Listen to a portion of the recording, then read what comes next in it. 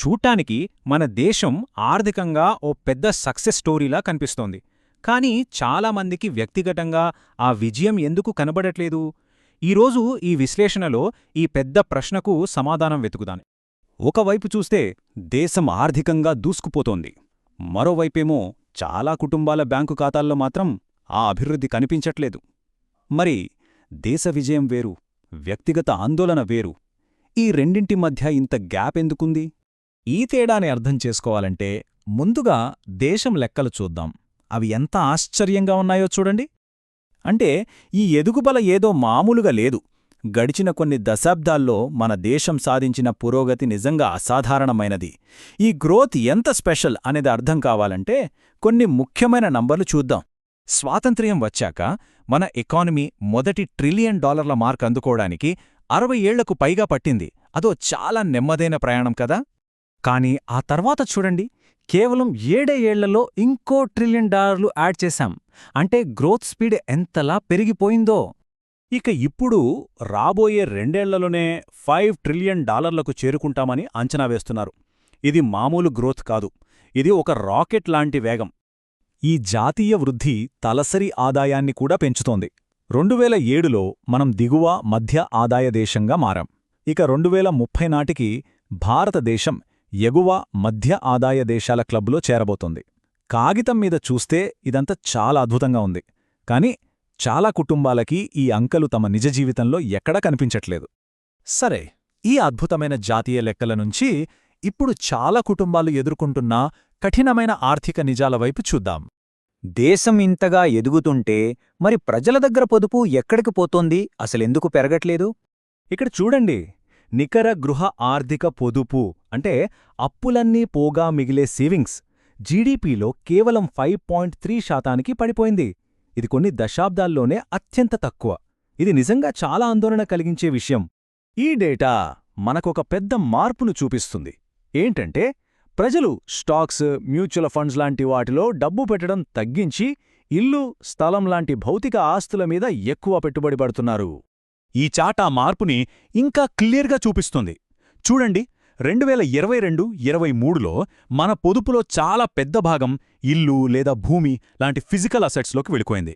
దానివల్ల ఏమవుతోందంటే వ్యాపారాలకి, పరిశ్రమలకి పెట్టుబడిగా ఉపయోగపడే డబ్బు అంటే ఫైనాన్షియల్ సేవింగ్స్ బాగా తగ్గిపోయాయి. అసలు ఈ తేడాకు మూల కారణమేంటంటే ఆదాయానికి, సంపదకు మధ్య ఉన్న తేడాలోనే ఉంది.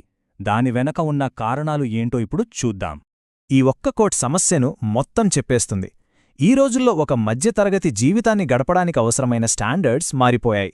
ఆ లైఫ్ స్టైల్కి అయ్యే ఖర్చు మాత్రం మన ఆదాయం కంటే చాలా వేగంగా పెరిగిపోతుంది. ఒకప్పుడు లగ్జరీ అనుకున్నవి ఇప్పుడు తప్పనిసరి అయ్యాయి. మంచి చదువు, హెల్త్ ఇన్సూరెన్స్, స్మార్ట్ ఫోన్లు, ఇంటర్నెట్ ఇవన్నీ ఇప్పుడు మధ్యతరగతి జీవితంలో భాగమైపోయాయి. ఇవన్నీ మన ఖర్చుల్ని బాగా పెంచేశాయి.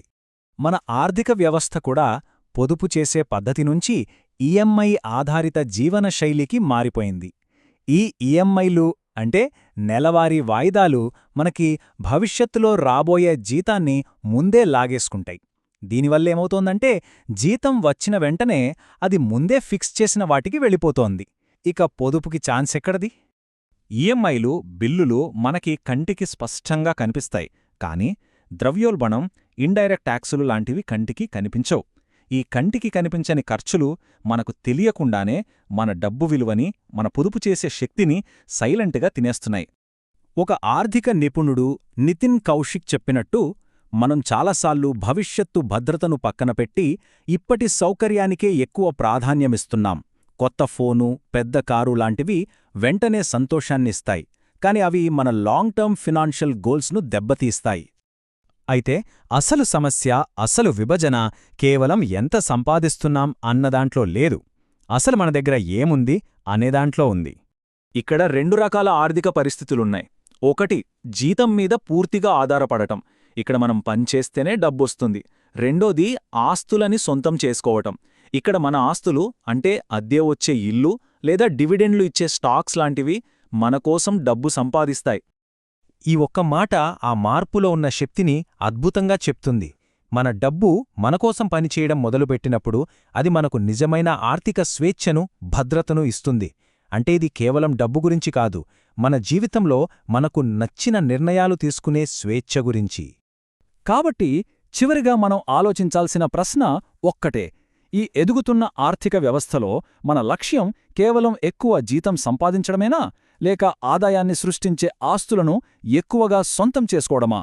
ఈ ప్రశ్న గురించిన ఆలోచనే మన ఆర్థిక భవిష్యత్తుకు పునాది కావచ్చు.